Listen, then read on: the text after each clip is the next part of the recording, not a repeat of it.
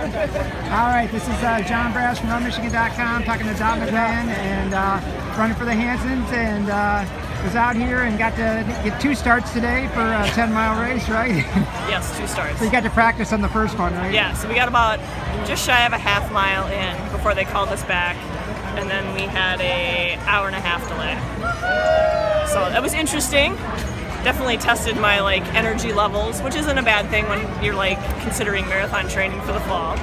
So it was all right. It was safety first. Right. Yeah, I know it was kind of a bummer. I think I saw a little bit of lightning before you guys started. Yeah, that's what I heard too.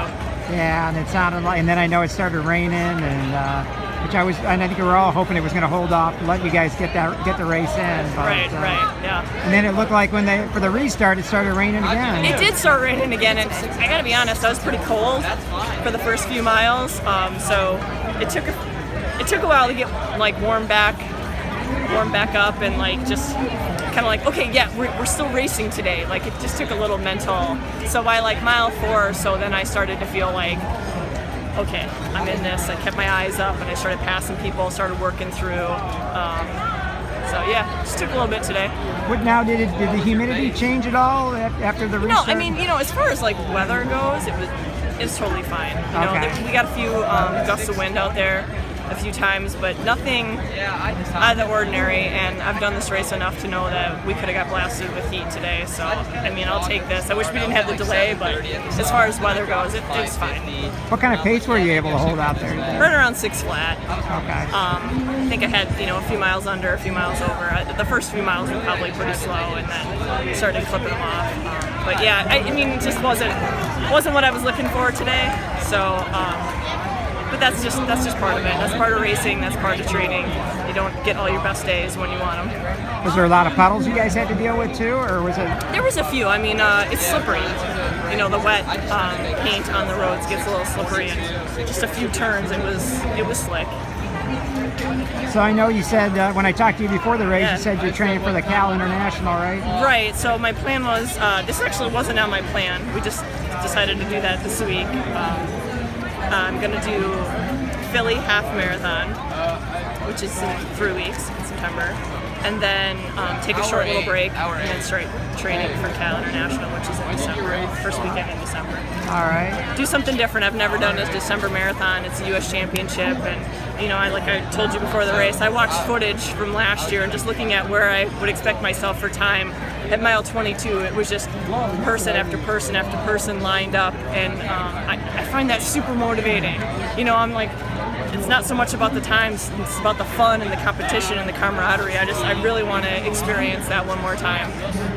Yeah, no, I agree, and it sounds like from everybody I've always heard, it seems like that's a great marathon to run. It seems like a lot of people have really good races out there. So yeah, I mean, it's a fast course. Everyone says it's a fast course, but they do have 50-50 for weather, so we'll see. I mean, seems like I bring the rainstorms everywhere I go. Boston, I did some 5Ks this summer. It was storming then. I really can't get out of the rain and the inclement weather.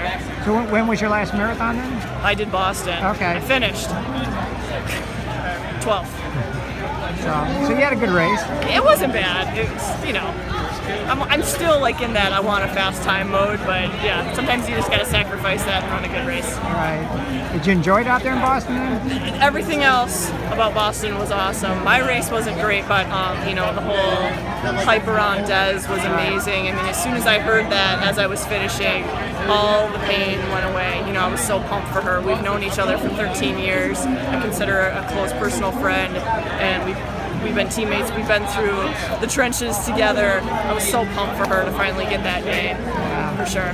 Yeah, I was going to say, I'm sure that helped too, just knowing how everybody else's race went out that day. To kind of, probably, I'm sure, like you said, time didn't matter after you kind of saw what everybody else was running. Exactly. It was just about place and just fighting through it.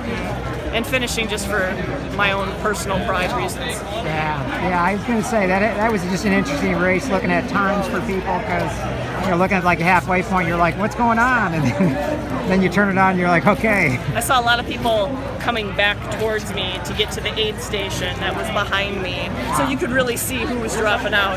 And anytime I went by an aid station, I could kind of peek inside the tent, and you'd see all the low numbers that were in there, so you knew people were dropping out. It was motivating.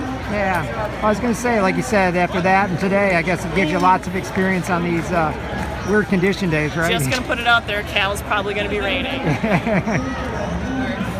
All right, Dot. Well, thanks a lot.